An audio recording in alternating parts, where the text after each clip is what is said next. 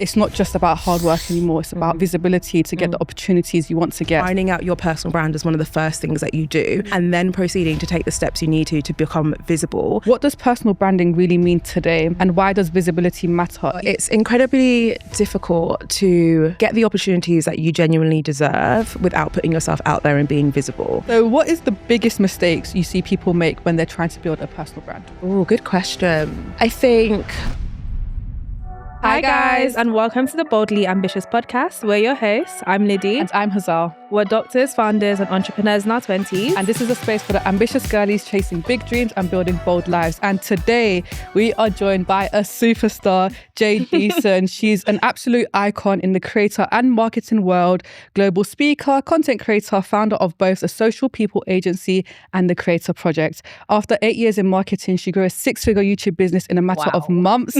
And today supports over 300,000 creators worldwide, featured in Forbes and The Times, and recently appointed to the Creative Industries Council. She's one of the leading voices shaping the future of the UK's creator economy. Welcome. Right, that is my new bio. Someone needs to transcribe that for me. Genuinely. That's great. Yes, please. LinkedIn update.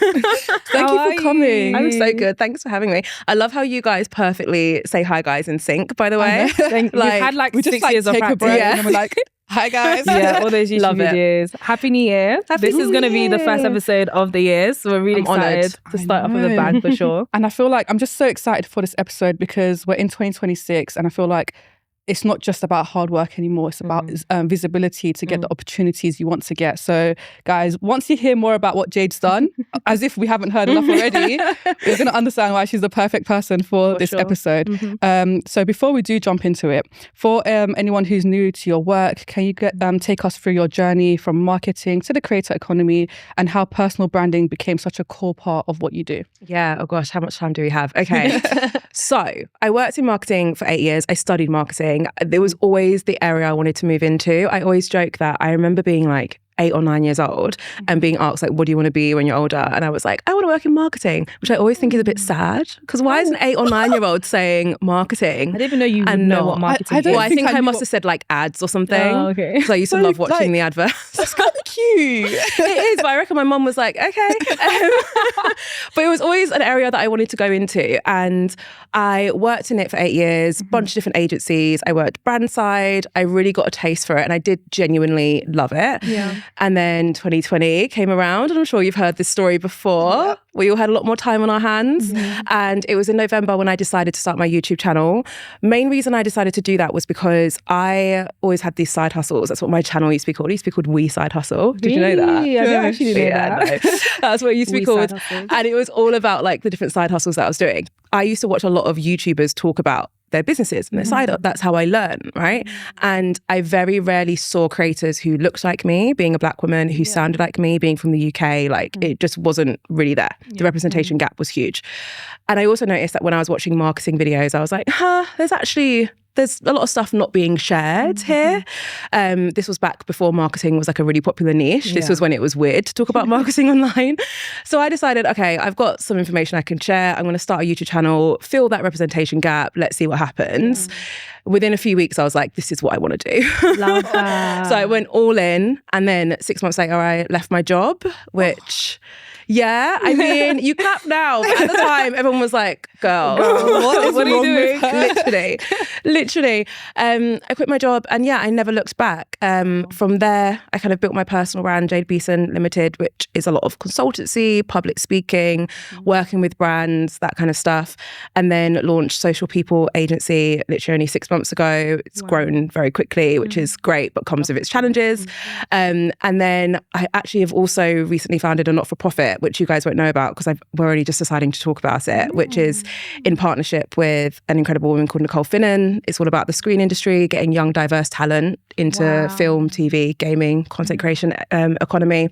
And then, I'm also a member of the Creative Industries Council. So it's been a busy 5 years. Guys. I don't even know if it's been 5 years. Oh no, From it has. 2020. Yeah, 2020. Well, 6 years now. It depends if you start during just summer. 5 Just years. It's been Because just November to November would have been 5 It's been busy. Yeah. What a busy 5 years. Yeah. Damn. And sorry, just for our audience who don't understand the Creatives Council and the prestige of that, could we detail that a bit? Yeah, so it's a government council, and it's you actually like I got a letter from like in the post, genuinely from the government, being like, Miss Beason, we would like to give you a 3-year membership of the Creative Industries Council, and we essentially get together every so often to meet with the Secretary of States across all like the relevant kind of sectors, and it's myself. I'm the only creator, which is wild. Guys, Isn't that wild? In the whole of the UK.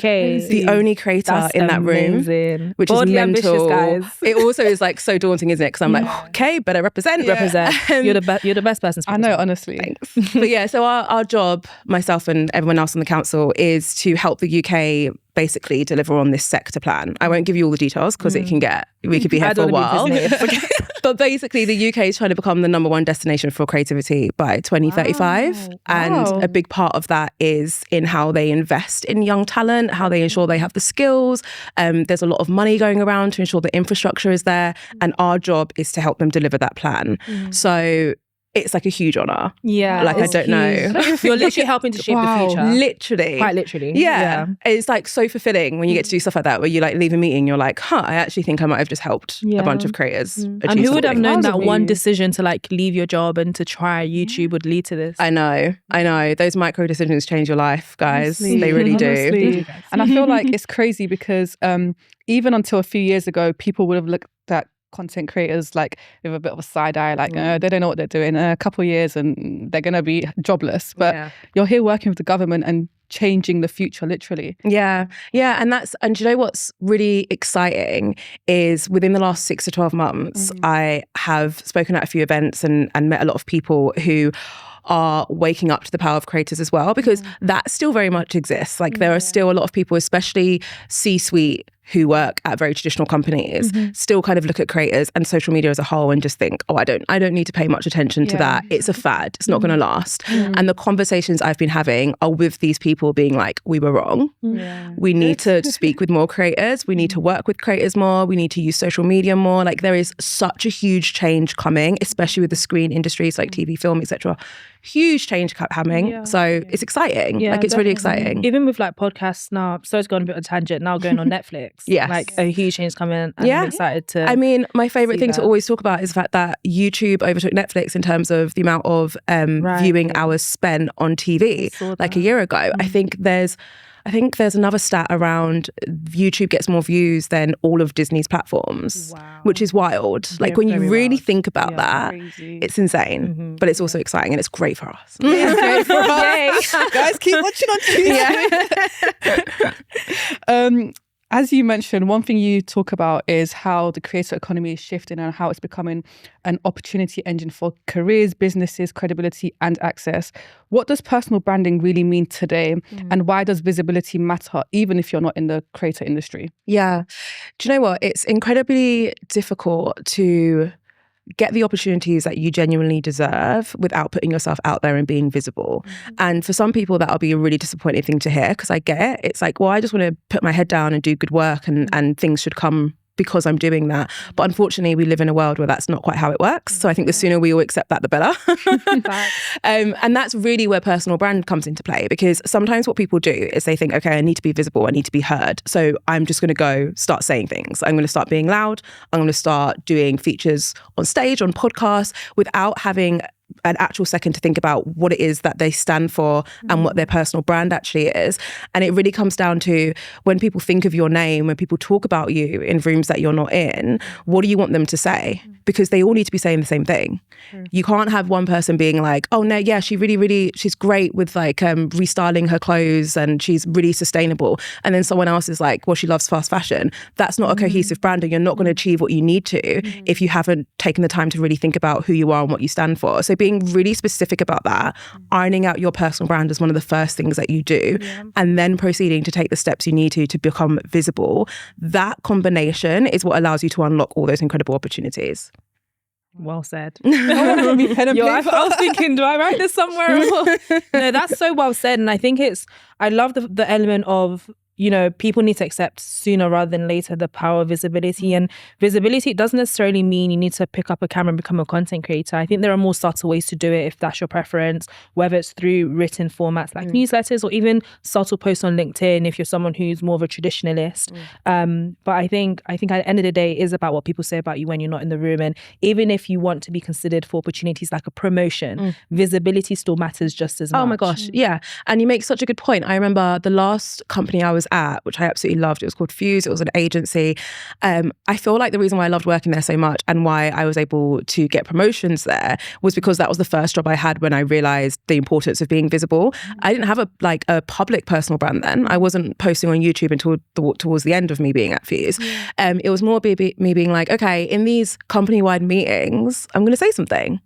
And like, okay, you need someone to present at this next meeting, so I'm going to go and present. And I'm going to be in rooms, and if there's an opportunity to be part of a brainstorm for a client that I'm not involved in, I'm going to take that opportunity and go to the brainstorm, and I'm going to contribute.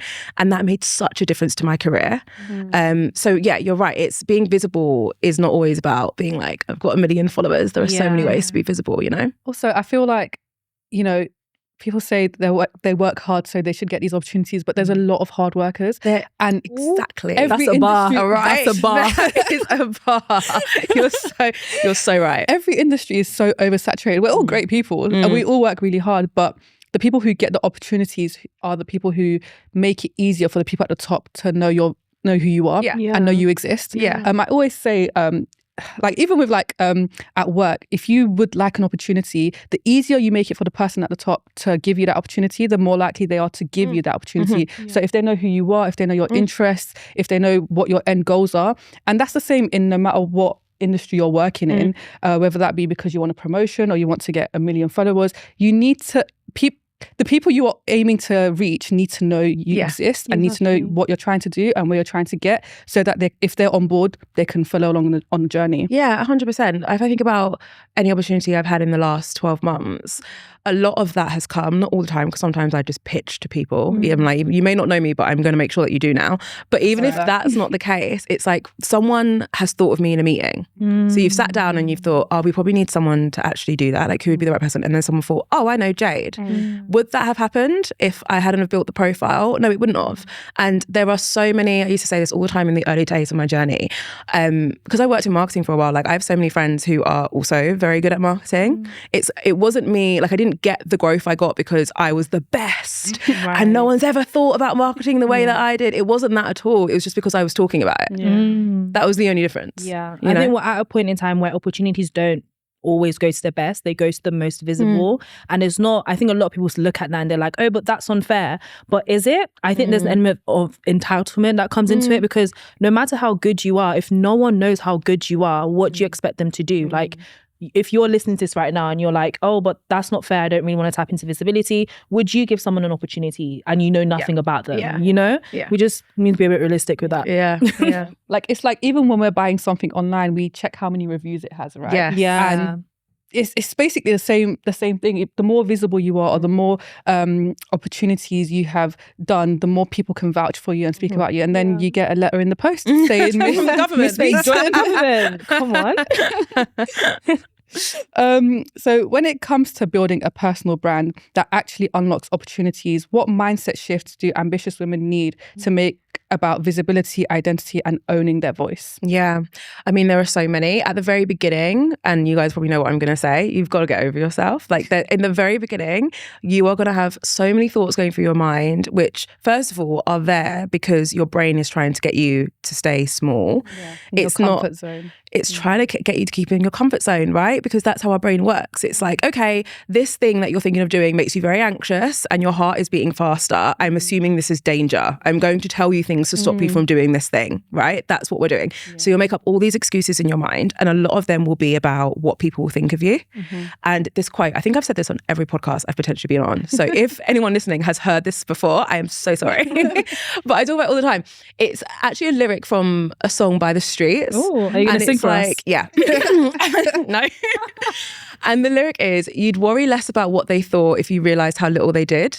And I just, I just tattoo that. love it. Yeah, it hits different. It's actually a good idea. I might get it tattooed. Because I remember first listening to it and being like, hold on a minute. We are all thinking about ourselves. Yeah. That is what we're doing. We are all self-centered. We are Let's be all real. self-centered Facts. human beings, Yeah. right? We're all thinking about ourselves. So for us to convince ourselves that every single person we've ever met is suddenly only going to be thinking about us because we're posting content online or because we're trying to build a brand is unrealistic. We have to get over ourselves a bit. Like, we are very important to us and our loved ones, but that doesn't mean that we're incredibly important to every single person in the world. So we're not going to be a topic of conversation. So you got to get over yourself, right?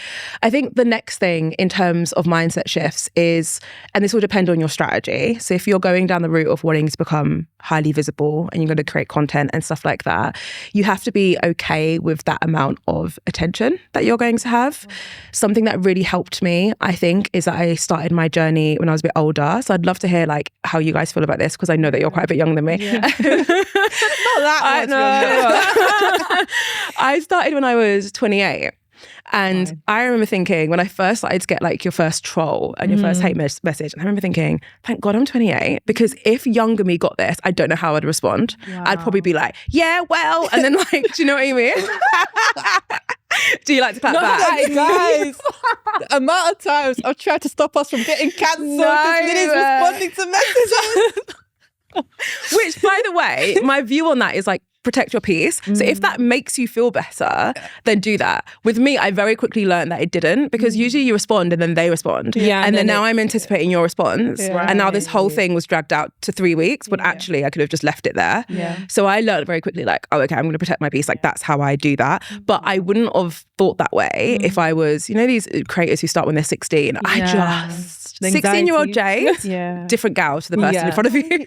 We I were was 17. no, we were entering uni, so we were 18. 18. Okay. 18. Well, then I'm not surprised. Also, it's like, I just think, first of all, the way you handle it is incredible, considering how young you were when you started, because I simply was just not mature enough to do that at the age. Yeah. So it's, regardless of kind of how old you are when you're starting, you do have to think about how you're going to cope with that level of visibility. And I don't want it to feel like a negative point for you to launch your career on, like, oh my God, the trolls. It's just that I know that's what you're thinking. So it's like, get that out on paper. Figure that out now. What's the worst case scenario? Fine. How are you going to deal with that? Fine. So you feel emotionally and mentally prepared for when that comes up, because you will get a troll, because people just like to hate. And actually has nothing to do with you, and it's not personal. So therefore everyone's going to experience it. So I feel like those are some of the main kind of mindset shifts. I think also from like a broader business perspective, it's like, what are your end goals here? Because if you're doing this because you want this to be your career and you want to use this to really leverage your career, then you have to enter this knowing that that's the purpose and this is a business. Right? And that sometimes comes into play if you're going to become a creator. I always say, like, the first step is you need to start creating content for your audience and not for yourself. Not everyone loves that, because they're like, but I just want to share what I want. And I'm like, well, then it's not going to work as a business, because you're actually turning into someone who's creating a content to service people. So it's those kind of shifts that you have to make your peace with as soon as you can, because that will help you on your journey. I love that. I think, the last bit you touched on, and like knowing your why, is incredibly important, because like you said, when we did start our journey of visibility, we were very young, like 18. And I think it was very hard to balance it with medical school. Like, genuinely, I didn't even know how we did it. I don't get how you still do what you do now. I don't know either, Jade. I really don't know. The other day, in our last year, when we had our final exams coming up, we were still posting. We were editing with chest. God, we passed, because if we didn't, we would have been like... Genuinely. But yeah, I remember when we were struggling to balance it and it was starting to impact my mental health. I think I actually have a better relationship with visibility and content creation in regards to mental health than I did in the past. It's still something I work on. Like, it is still something that you know, sometimes it does bring me anxiety. And I think that's why it's important that you said you need to think about, can you handle the attention? Because I know sometimes I need breaks from online. And like, for example, this week, Hazar's posting. I've done the content, but Hazar's posting because mentally I can't be there right now. So when my mental health was really bad and I actually felt like quitting, I think every other year that we've done content creation, I've always tried to quit because it's been really hard. That's so relatable. Yeah. So relatable. The thing that kept me going at the time, and I think even now, is social impact and social mobility. I think even though at that time I would have identified myself as a social mobility advocate, which I still do, but now I'd identify myself as a social entrepreneur. But my why wasn't the impact I wanted to make. make. Whether it was Journey to Med, our first charity, that was because the discrepancies of the type of people getting into medical school based on background was shocking, and I wanted to change that. And now it's more so, boldly ambitious, making ambition accessible. Regardless of your background, you deserve to dream big and you deserve to grab those dreams. So I think having that why is what sustains me, and that's why, like Jade said, like, what are your goals with it?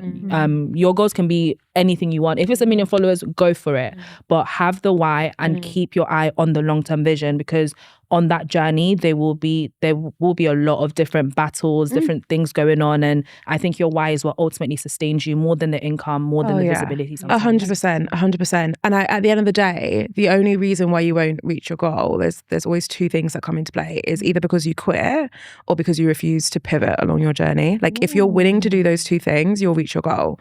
So the quit thing is where the why comes in. Like, if you've got that strong why and it means something to you, and I'm not going to dictate that having a monetary goal, like I want to earn £1 million, that's not good enough, because that might not mean anything to you, because maybe that does, like maybe that is good enough and that really works for you. So you'll know, because it'll be that thing that like gets you out of bed, that thing that makes you feel really excited about what you're doing.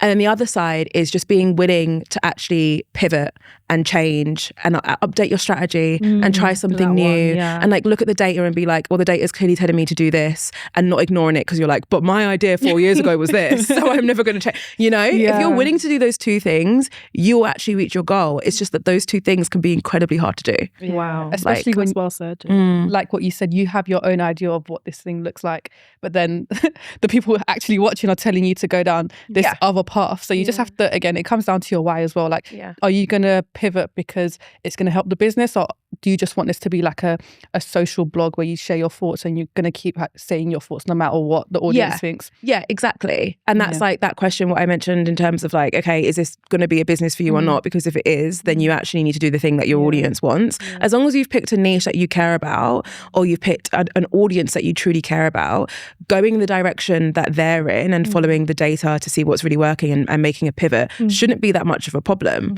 Like, when I started my YouTube channel, I would talk about e-commerce, I would talk about website design, like broad digital marketing, right? And then I pivoted and focused on content creation because that was an area I knew I had a lot of kind of knowledge from my old job. We'd hire a lot of creators, that kind of stuff. But also that's what everyone needed. Like, it was a time where the industry was very, very closed and no one was talking about what to look out for in a contract. And the fact that working with brands is actually a form of marketing. Like, people didn't even realize that, right? So therefore I pivoted and just focused on that.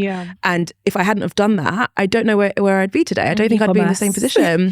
Website design. Who knows? I mean, that sounds pretty fun to be fair, but like, who knows?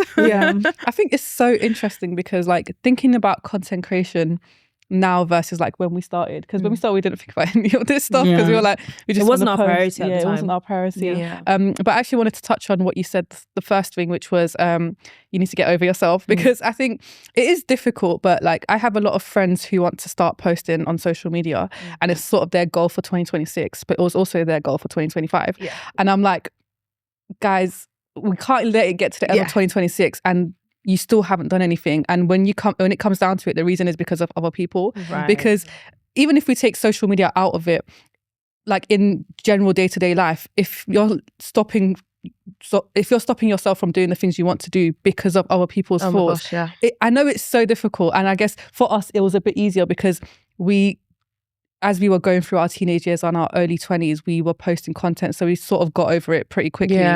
Even though it was difficult, we got over it. But I guess the older you get, it's more difficult because you care more about people's opinions, I think, especially because you don't want to seem like cringe, or you don't want to be putting yourself out there and be vulnerable. But at the end of the day, like you said, no one actually cares. And people might talk, but they're talking because they probably have their own insecurities and they have their own reasons for wanting to do it but not doing it. So now they're going to bring you down. I remember maybe like 2 or 3 years ago, I had a moment where I truly understood the phrase, which is like, other people's opinions are none of your business. You know, you hear it all the time. And I'm not sure what triggered this, but I had a moment where it really hit me on a different level. And I was like, wait, I actually fully understand what we're talking about here.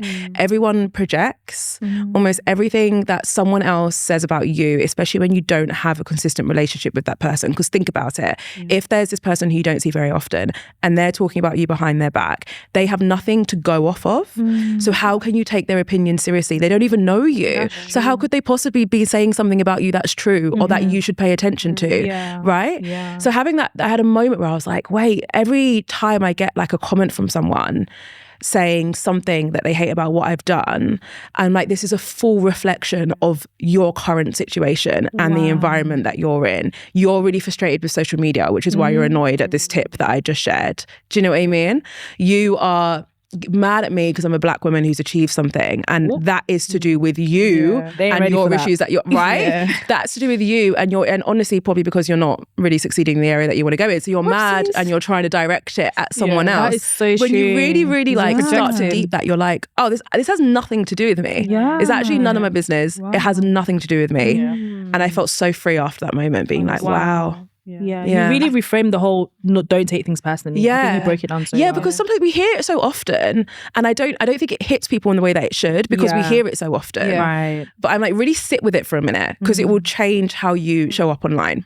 It really will. I had a similar moment earlier last year when I was at work, and obviously medicine is a very traditional sector, and social media is still very not really spoken about at work especially, but there are now lots of doctors starting to post on social media. And I remember I was sitting with a few doctors that I had recently met, and they started having a go at doctors who posted online, and I just sort of like took myself, like I had like an out of body experience. I was just like watching the conversation that happened. I was like, they just don't get the vision. No. I was like, they just don't get it. And I was like, that was the first time I felt like almost like sorry for the people who were judging other people rather than taking it personally. I was like, you guys just don't see the vision. No. And I was like, I'm not going to blame you, but because you're somewhat closed-minded, I'm just going to, in a few years' time, you'll see. You'll see. Exactly. Right? You'll see. Not in like a watch me way, like a aggressive way almost, but just like in a factual way. You will see. in a factual way. Exactly. Because you'll be exactly where I know you're going to be, and I'll be exactly where I know I'm going to be. Love that. I love it. You guys are spitting bars. I love it. Spitting bars, honestly. You're going to write a rap song after this. So one of the things you're known for is helping creators and entrepreneurs build structure behind their visibility.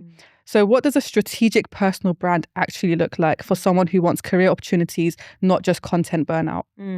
So it starts with first step, objectives / goals, whatever you want to call them, right? You need to get very, very clear on what it is you're trying to achieve, when you're trying to achieve it. We've all heard of like SMART goals when they're specific, measurable, actionable, relevant, time bound. Yeah. You did that much better than we did. We were starting. You had another episode. We were like, what is the M? Maybe. So you want to make sure that your objectives and your goals are really smart, and you've got your why and it really excites you. Write it down, put it as your vision board, like do something so you see it on a regular basis. And then you've got to work back from whatever the end goal is. So let's say it's your 5-year goal, your 2-year goal, whatever. Work back and figure out the things you need to do in order to get there, and continue doing that until you get to a phase where you've got like a week by week plan of what you need to achieve in order to reach that long-term goal. That is the process that a lot of people are already quite familiar with. They're like, of course, I've got my big goal, and then I break it down and I make sure I've got my weekly to-do list, and then nothing happens, right? You're like, okay, this is the personal brand I'm going to have in 5 years. I know I need to post this much. I know I need to, speak on stage and do all these things, but you just don't end up actually doing it. So the application is really where you need to focus. And I'll tell you some things that I've done and that I currently do that help me actually reach the goals that I set when it comes to my personal brand. So, and this might sound excessive, so do forgive me. Give us all of it. I'm writing it down. So first of all, having some kind of project management tool that you use. We're all familiar with using them for our business, but I think it's important to have it for your life as well. So like I've used Asana, I've used ClickUp, Notion, and really map everything out. So you're not just like writing everything down one day where you're feeling super inspired and then you never see it again. You actually need to map your tasks out at the place where you see your tasks on a regular basis. So like map it all out there as well. You then want to get in a habit of like reviewing what you're supposed to do every single week. the end of each week, ideally. So I have like a Sunday routine. It's like a thick, like a, and then I do a bit of journaling, and then I sit down and I'm like, okay, this was my big goal. This was my vision. These are all the things I was supposed to be doing to build my personal brand. What do I need to do next week to move me towards those goals? What's actually going to move the needle? So I make sure I write all those down and I put it into my project planner. And then I also go through and I remove a bunch of stuff because we will get distracted. People have lives. You might have a full-time job. You might have a family that you're looking after. I'm not saying remove that stuff. Get rid of that. Put it in the bin. I more mean, amongst all of that stuff that you're doing and you're trying to build your personal brand, you'll have the odd thing pop up on your to-do list that is not going to help you reach your goal. At some point, you thought it would, or someone asked you to do something and you thought, oh, maybe. You need to take a second and actually strategically look at that and be like, that's not going to help. That's actually something else. So I'm going to remove it and make sure I'm really focused. So you should have a clear idea every single week, at least 3 things is like my minimum that you need to be doing next week by the end in order to move towards your goal. Map that out so you know what day you're doing it. I then take it even further. I time block my days. Do you guys time block? Depends. It really depends on like the type of person you are, because it could feel quite restrictive. I think it helps me when I like have obviously work. So I'm like, work is 9 to 5 or however long I'm at work, and then when I come home, so it helps when I've got like a structure in place anyway that I have to work around. Yeah, exactly. You've got to take what I'm saying with a pinch of salt and make sure you're only using the techniques that really work for you. For sure. But I will then time block my day. So I know that I'm going to get that stuff done because I have every single hour from 6 a.m. to 6 p.m. it will be like blocked. So because I'm doing that, there's not really an excuse. I'm like one of those really insufferable morning people. But then you wind down after 6. Yeah. Okay. I'm just checking in medically. Yeah, right. You guys are like, babe, I'm trying to take this. This year I'm trying to be really strict with that and like not actually work after that time. You'd be very upset if you saw what I was doing towards the end of last year. It wasn't healthy. So we're probably the same. Yeah, I know. Look at you guys. Who am I to point? Not honestly. But yeah, so I would time block it, and then that way I know I'm going to get it done because I've literally blocked out time for it. So I can't get to the end of the week and be like, oh yeah, but I didn't have time because this other thing took too long or whatever. Like it really helps to hold me accountable. This year I also get my husband to help me with my end of week review thing now as well, because I'm like, you need to keep me accountable. There will always be stuff that you know you need to do, but then your brain is telling you, like we said before, don't do it. Do it last. It's okay, you'll get to it later because it makes you nervous, right? And then you put it off and you never do it. So sometimes you need someone else, like an accountability partner, to step in and be like, my love, you said you were going to do that last week. You know, let's get to it. Do it now. So that really helps as well. And that's literally, if I follow that system, I will reach my goals. So yeah, depending on how type A you are. You're type A to the core. I know. Aren't we all? It works. It does work. It does work. And I think I talk so much about being strategic and having a strategy. And again, it's about figuring out the type of person you are and knowing how much of that you need. Everyone needs goals. You can't get to where you're trying to be if you don't know where you're going. Like it's impossible. You need to know where you're going, right? At a very least, you should be mapping out what you need to do each month, at a very least. So if you're more type B, maybe you just want to set your goals at the end of every month, and that's totally fine as well. But make sure that you're reviewing your goals every single month, because if you're not going to make them, then that's when you might need to do something what I'm doing. And maybe that's when you need to start mapping your goals out week by week and time blocking day by day. Because at the end of the day, you need to do what you need to do in order to actually reach your goals. And I always tell myself, there's my phone background, I like change it every so often depending on the message that I need to hear. Do you know what I mean? That's actually really smart. I do that from time to time. It's powerful because we need to hear different things at different parts of our journey. So at the minute, mine says stick to the plan and not the mood. Because I will have a habit of like, or at least last year I did, haven't done that yet, but we're only a few days in. That is 6 days in. And I'm nailing it. I used to have a habit of like mapping out my day and then being like, oh, I really don't feel like filming. So I'm just going to do my to-do list that I was going to do on Friday. I'm going to do it on Wednesday instead and just switch the days around. Because I'd be like, well, I can do that. I've got free will, blah, blah, blah. But it would mess up my entire production schedule. It would mean that I don't have enough time to get things approved. And like, there's a reason you're planning things in a certain way. right. There's a reason why holistically planning your weeks in advance works. Stick to the plan and not the mood, because that's what's actually going to help you get your stuff done. You don't feel like doing admin right now? Tough. You need to do your admin. Up and do it. You need to do your admin. Like, there's no going about it. If we're trying to achieve these incredible things, this is what Emma Grede always says, who I'm obsessed with her. She always says, to live an extraordinary life, you have to do extraordinary things. We're trying to do extraordinary things, guys. We've got to put a lot of effort in. Unfortunately. That's just the way it works. I need to be my personal coach. Come on, live with me. I Right? discovered that phrase No, last you year, would and I hate think it. it's 6 a.m. I'd be like, morning. Get up. Yeah. No, but it's true. Like, if you want to do extraordinary things, is that what Want I to be an said? extraordinary If person. you want to live an extraordinary life, you do have to like do extraordinary things, have extraordinary habits, have Extraordinary extraordinary effort. discipline, effort. Otherwise, everyone would do it. Exactly. Exactly. And Exactly. everyone's not doing it for a reason. Yeah. Because it's hard. Yeah. A lot of the time it's so hard. hard. Yeah, like, you know how the saying, like, it's so much easier said than done. We know.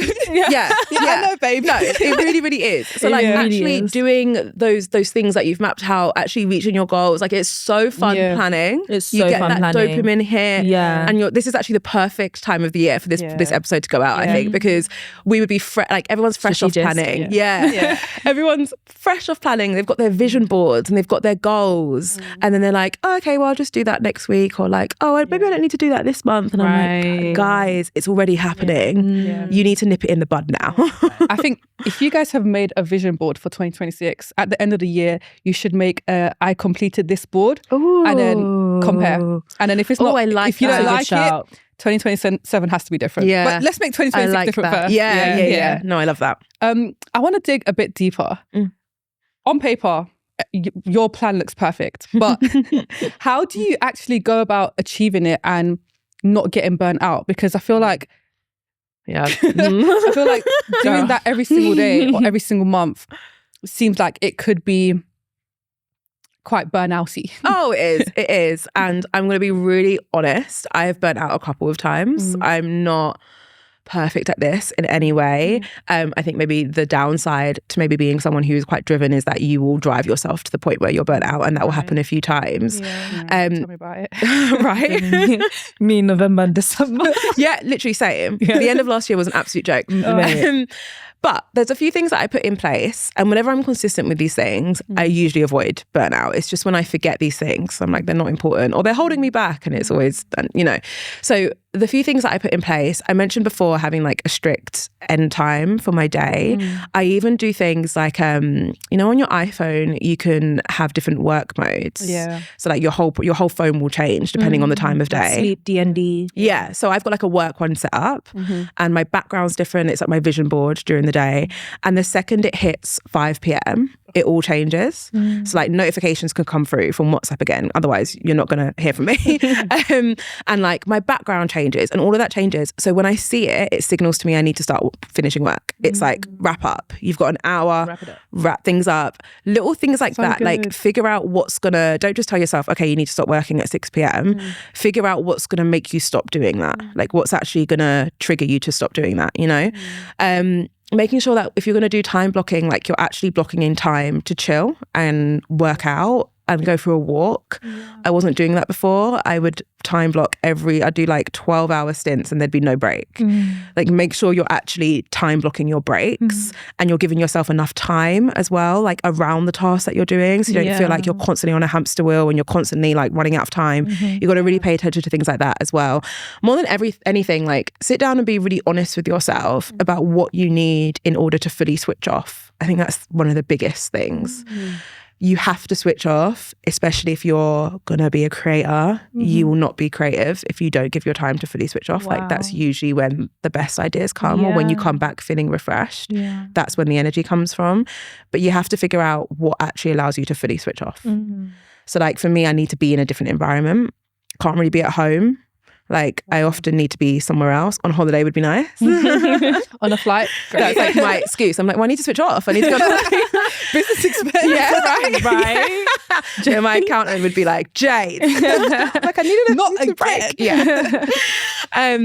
You need to figure out like what's going to help you switch off. Like maybe it's that you need to be around people who you're not working with. Like you need to be around family more often. Maybe it's that I have really strict rules even around like the podcasts I listen to. I only listen to kind of like motivation and educational podcasts during work hours. So like if I'm going to go on a walk in the middle of the day as my break, I'll listen to it then. I'm not going to listen to that at 9 p.m. I'm not going to listen to it on a Saturday or a Sunday because it's going to make me think about work and it's going to make me think, oh, I should do this. Oh, I should do that. And then you start writing things down. And the next thing you know, you've just worked for 3 hours. You just sound like me. I'm literally just calling you out. You know, you got to pay like close attention to that stuff. Like really get real with yourself about when you're fully relaxing, like what got you to that state. Wow. And use that and schedule that into your diary. I gotta go home and do something. Yeah, I feel like we're having a conversation where you're literally telling me, I will do that, Jade. Thank you. I'm like, speaking to you. I actually, I got a Oura ring for my birthday, like 2 months ago, and it was very enlightening. I think it was do you very like enlightening. it? I want to get one, like but I'm kind of scared of the data it's going to tell me. No, the about. data was like very confronting. You know how it tells you like how much rest you've had and like your body age, all this nonsense. Yeah. I'm like, oh. It's for me, it's the stress part. Oh, like no. the stress part was I was like, oh my gosh, I need to this is why you need to get one or something. It doesn't have to be an Oura ring obviously, but like something. It was very eye-opening. Like certain things I would do, my stress graph would be insane. I once had a day where it said I was stressed for 11 hours and 45 minutes. Me at work. I was like, half the day, 11 hours and 45 minutes. I was stressed for. But it also tells you when you're restored.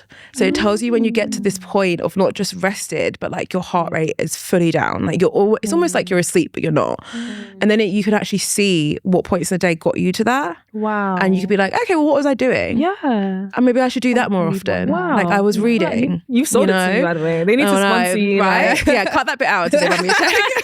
Yeah, I feel like, you know, I feel like I'm going to sound like such a doctor here, but when I see people come into hospital and like the reason why they've presented with however they're presented is because of stress, like especially when I was on the stroke department, I was like, damn, like we're out here stressing ourselves out a lot and you don't want it to get to a point where it costs you your health until you do something about it. So it seems like you've got a lot of things in place to help make work more manageable, which I admire greatly because I feel like I'm not at that stage just yet, but I think maybe 2026 is the year I lock into that because it is really important and it's either I stop doing the things that make me stressed or I find better ways to stop making it stressful because I still want to continue what I'm doing, whether it be work or content creation, or, you know, whatever it might be. So I need to find ways to make it more manageable. Otherwise it will force it. Life will force it to not be manageable. You've got to take control of it. Yeah. I have this conversation with Jamie, who's my husband, quite often. I mean, I always feel like I call him out on these things, but then he doesn't watch them. So I'm like, well, we're different personality types and we will sometimes have conversations and he will talk about something that he really needs to change in his life. And I'll be like, cool, what's the plan then? So what's the plan? Yeah. So, okay, next week, what are we going to do to change? Because it's not going to change by itself. Yeah. It's not going to magically change. It won't, Burning out all the time and then doing the same thing, you're going to carry on burning out. Like you have to take control of it and put things in place to avoid it happening again. Right. You know? Otherwise it will just carry on happening. Yeah. Same conversation every week. Yeah. So what is the biggest mistakes you see people make when they're trying to build a personal brand? Oh, good question. I think one of the biggest mistakes, I really don't want to use the word authenticity, so I'm trying to find another one because people just say this all the time. They love it. Authentic. One of the biggest mistakes is people talk about the need to be authentic online so much. It was like the word of the year a couple of years ago. Like that's how often people were talking about it. It's insane. And unfortunately, what that's meant is a lot of people feel like they have to be performative almost. It's like you perform the authenticity. Yeah. And it can sometimes mean that you show up online ironically not fully being yourself because you're trying so hard to present yourself in this authentic way that everyone else does.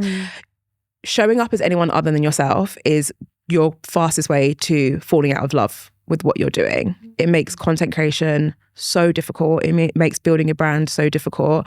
So really make sure that you're leaning into who it is that you truly are, your beliefs at your core.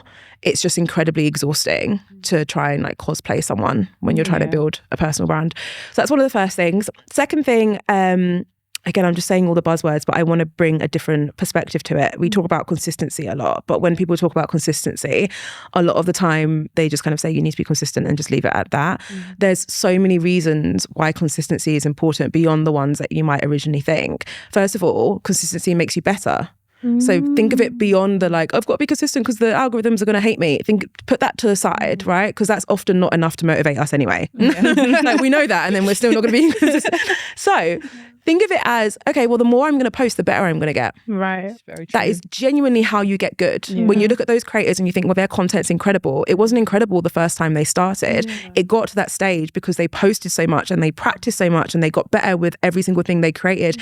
And if they weren't sharing consistently, that never would have happened. So think of it from a selfish perspective and think, if I'm consistent, I'll get better quicker. Like that's another 1% thing. better each time. Exactly. And then let me think about anything else that people make mistakes with. I think spreading yourself too thin. Figure out like what's going to be your channel. And I don't just mean digital marketing channels, which is the social media channel you're on. If you're building a personal brand that's offline, it can also be like, okay, well, maybe you want to go into public speaking, or maybe it's the being present in meetings, like I spoke about before. Think about what that route to be building your personal brand is going to be. Pick maybe one or two and just be really focused on those.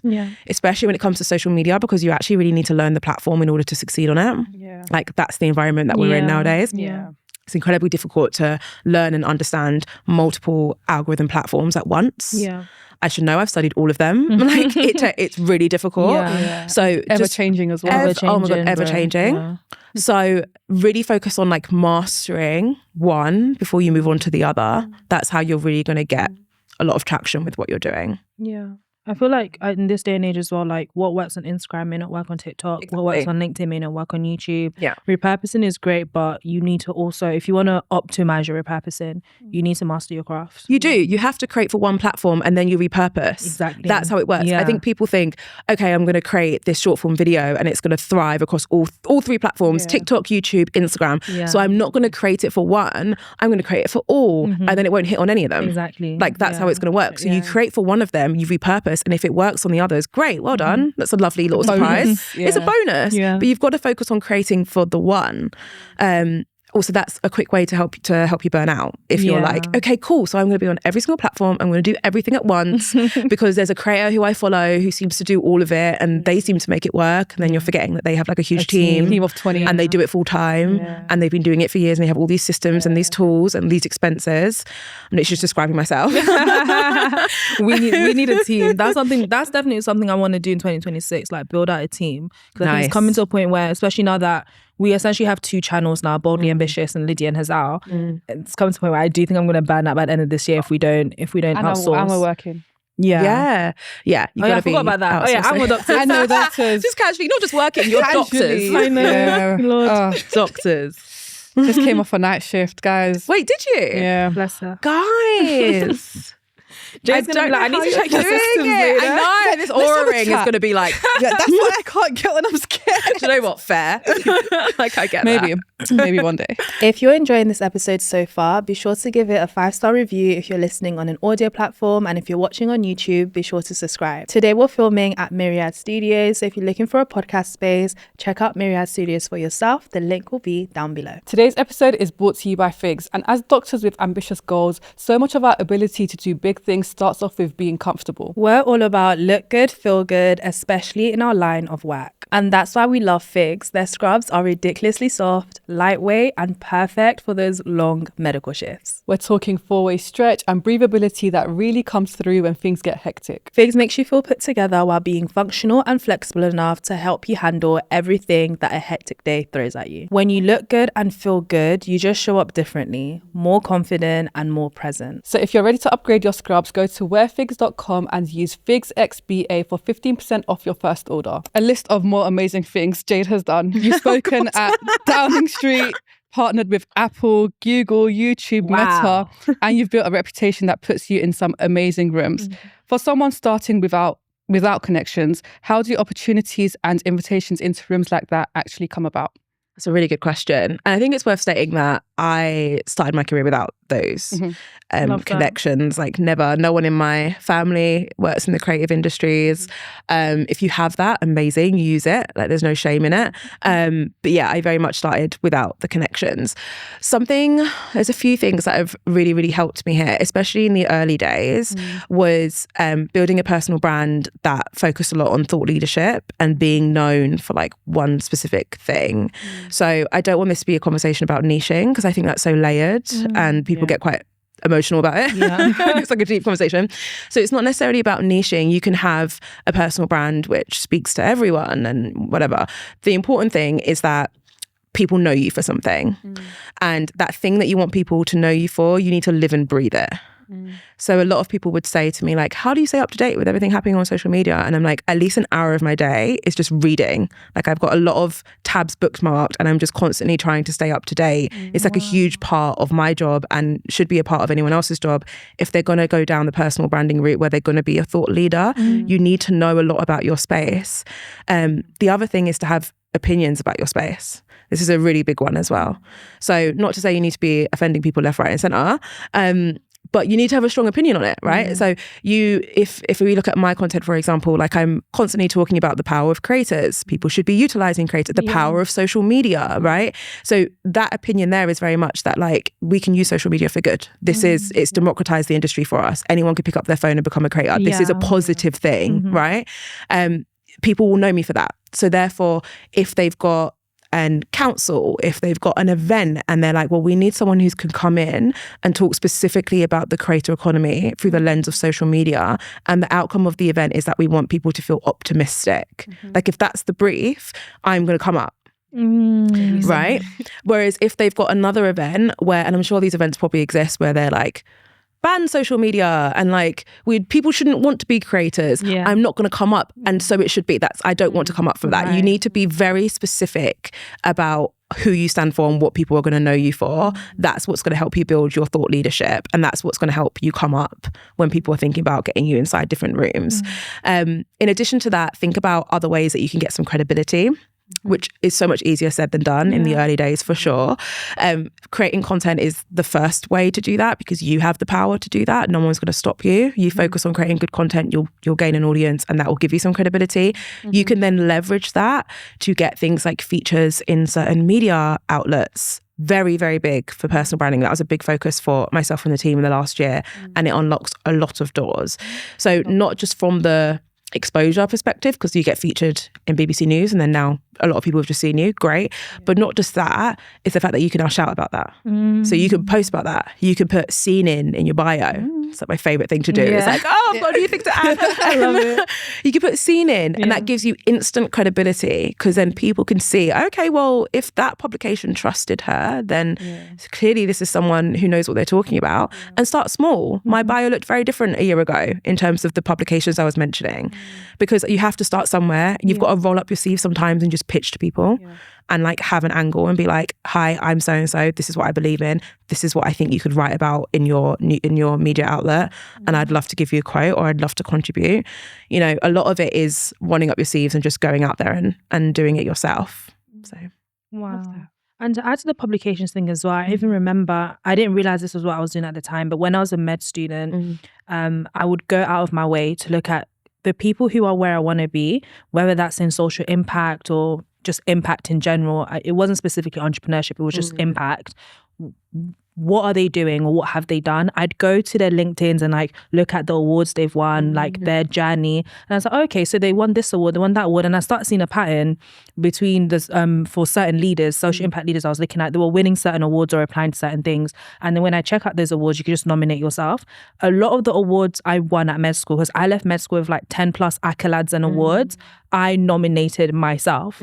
And that's why I always bang on about the importance of, if you don't do it, who else will? You need to be the first person pitching your name, putting yourself out there, knocking on these doors in order to get the exposure you need for the type of visibility you want. Even if it's in academia, professionally or creatively, there are so many awards and systems that you can apply to in order to give you the credibility you need for the next door that needs to be open for you, that you can then start using in your emails or in your bio or even at work if you're trying to pitch yourself for a promotion. So yeah, just to add to the publications thing, like a lot of it, you can nominate yourself, you can apply yourself, and like Jade said, you can pitch yourself as well. Yeah, and 100%. not enough people realize that. No, it's completely true. I mean, if you look at I had a friend of mine who made Forbes 30 under 30. So I was like, tell me, what was that process like? Like, how did you do it? And she was talking about the fact that she had applied every year for the last 7 years or something. And this was her last year to get it because she's 29. So she applied every single year. And every single week she was like, I'm going to carry on doing this until I'm literally 30 years old. And then she made it when she was 29. A lot of people see that list and they're like, wow, someone just called them up one day. Like Forbes just called them up and said, you've made it. And I'm like, that's not how it works. Like they nominate, do you know what I mean? Yeah, like they nominated. Can't lie. So did I. When I was younger, I'd be like, oh my God, Forbes just recognized them and thought they're amazing. And it's like, no, they applied, right? They went out there and they got that because they knew that was something that they really needed, which again is the importance of being clear on what you want so that you know what direction to go in. And also, before I forget, another form of like social proof and that credibility that is easier to get in the early days, screenshot like the comments you get and the DMs you get. Use that. Like their reviews, their testimonials. When people are saying like, oh my God, I love your content. You helped me look at fashion differently. You know, you helped me feel more ambitious and more motivated. Like you guys will get comments like that under your content all the time.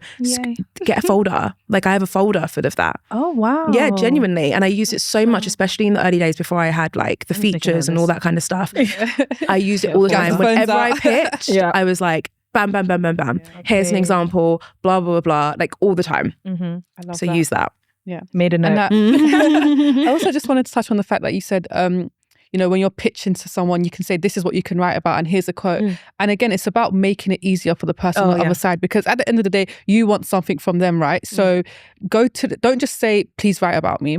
Say, this is what you can write about. In fact, here's a link to one of my videos. And it lowers the barrier of entry for that person because they don't have to sit down and think, okay, I want to write about Jade, but what am I going to say?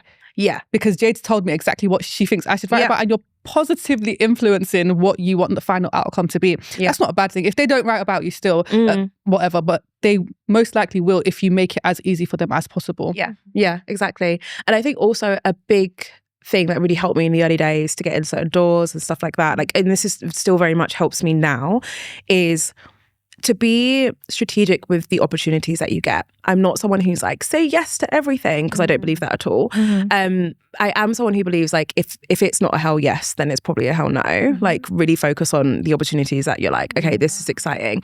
In the early days, you got to do some stuff for free. I'm so sorry. Some of the events that you're going to speak at aren't going to be paid. But they're going to have a huge opportunity attached to it. There's like an idea of an opportunity matrix that I used to speak about all the time, where you're mapping out the brand partnership or the public speaking gig or whatever it is, and you're actually putting on a matrix to figure out like, okay, how much time and effort does this require from me? But what's the output going to be? Like, what's the reward? What can I get back from this?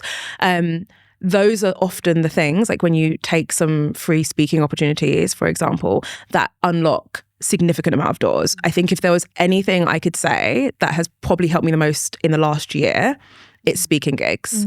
I did an event it was called RTS Cambridge, and it's basically an event hosted by BBC, and they do it every other year.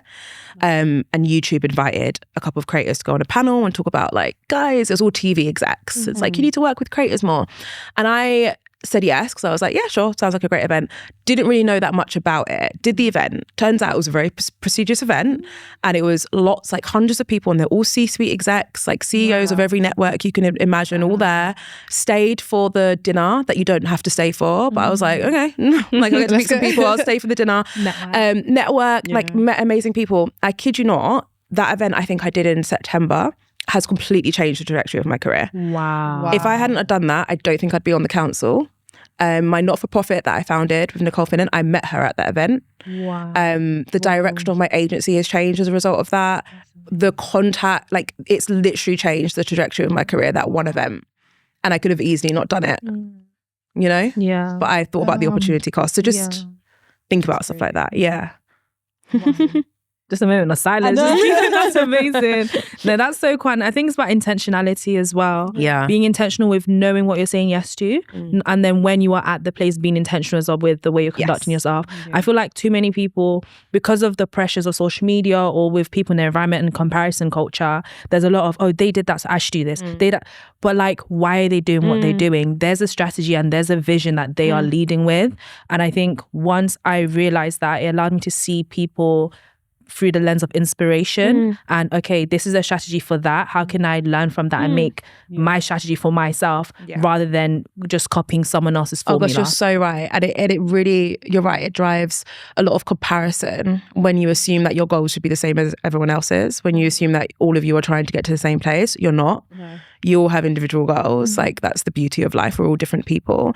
So that, yeah, you're right. It allows you to look at others and think, well, that's amazing that they're doing that to get there. I wonder what version of that I could do to get to where I'm actually trying to be. Yeah. You know? It's inspiration, not comparison. Yeah, exactly. And just to go into that a bit more, I'm going to let you guys know how like specific I am about it. If I listen to a podcast and I'm inspired by it, or I'm like, okay, this is along the lines of something I'm interested in, I will like put it in a link. It generates the script. I put it into ChatGPT and I'm like, okay, chat, you know my vision for this year or XYZ. How can I contextualize this information for what I'm currently working on? And it will give me actionable points that allows me to start like planning my week and my months according to what I want. So you need to get super specific. That is a great hack. Yeah. Like, how intentional are you going to be, guys? Very intentional. That's actually my word of the year. Intentional.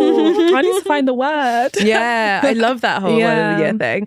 Yeah, mine's actually intentional. So, and for the reasons that you mentioned. So yeah, couldn't agree more. Yeah.